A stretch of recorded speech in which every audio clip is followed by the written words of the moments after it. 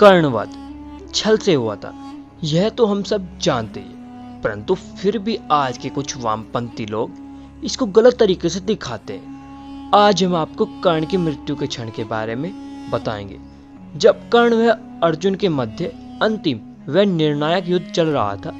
तब कर्ण के रथ का पहिया भूमि में धंस जाता। तब कर्ण अर्जुन की छाती में एक दिव्य अग्नि के समान प्रज्वलित अस्त्र का प्रहार करते हैं, जिससे अर्जुन को मूर्छा हो जाती है। तब कर्ण अवसर पाकर अपने रथ के पहिए को निकालने का प्रयत्न कर रहे थे। इसी बीच अर्जुन होश में आ जाते हैं। वह निहत्थे कर्ण का वध अपने अंजलि का अस्त्र से कर देते हैं, जो कि सत्य है, परंतु बोरी क्रिटिकल की पुस्तक में यह थोड़ा गड़बड़ कर दिया गया है। बोरी के अनुसार कर्ण वध के समय कर्ण क्या कर रहे थे वो बताया ही नहीं गया है। कुछ लोग इस आधार पर यह निष्कर्ष निकाल लेते कि कर्ण का वध छल से नहीं हुआ था। तो दोस्तों, सबसे पहले हम ब्राह्मण के श्राप पर नजर डाल लेते हैं, जो कि अग्निहोत्री ब्राह्मण ने कर्ण को दिया था। ब्राह्मण कहते हैं कि जब तू अपने शत्रु से युद्ध कर रहा होगा, तब तेरे रथ का पहिया भूमि में धंस जाएगा।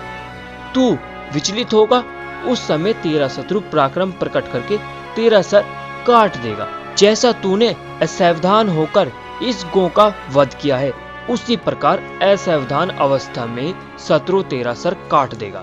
मतलब श्राप के अनुसार कर्ण का वध उस समय होगा जब वो असावधान होगा, मतलब उसका ध्यान अर्जुन पर नहीं होगा।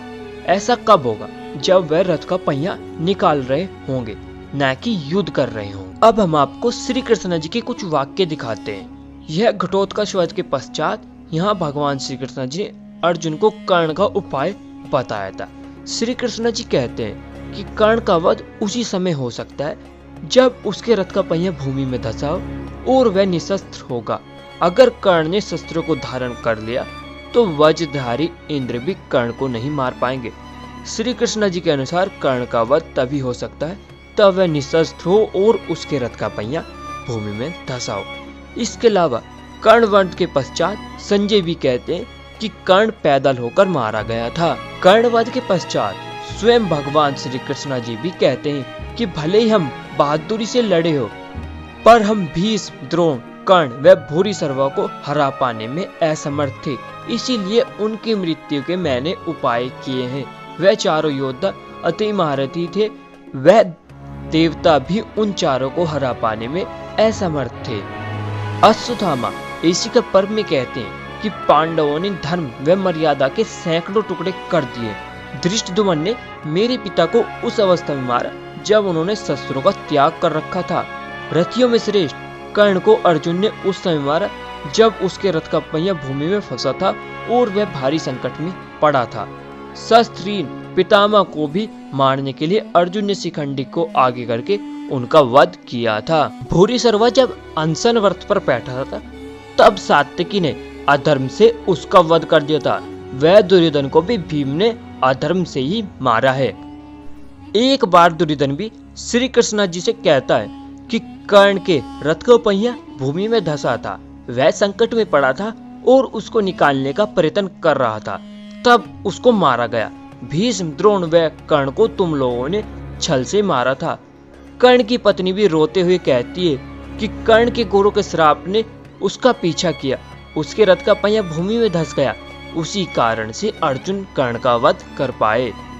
सोप्ती का पर्व में देव भी कहते हैं कि भीष्म, द्रोण, कर्ण व भूरिश्रवा का वध अधर्म से हुआ था। यह सुनकर पांडव भी विचलित हो जाते। तो इन सब के अलावा बोरी के मुख्य अनुवादकर्ता वी.एस. सुटंडर जी के अनुसार कर्ण का वध रथ का पहिया निकालते समय ही हुआ था। वो अपनी पुस्तक में यही लिखते हैं। तो दोस्तों, दिए गए प्रमाणों से यह स्पष्ट हो जाता है कि कर्ण का वध अधर्म से हुआ था। दोस्तों, अगर आपको हमारी इस वीडियो में दी गई जानकारी अच्छी लगी हो तो हमारी YouTube चैनल धर्मयुग को अवश्य सब्सक्राइब कीजिए। जय श्री राम, हर हर महादेव।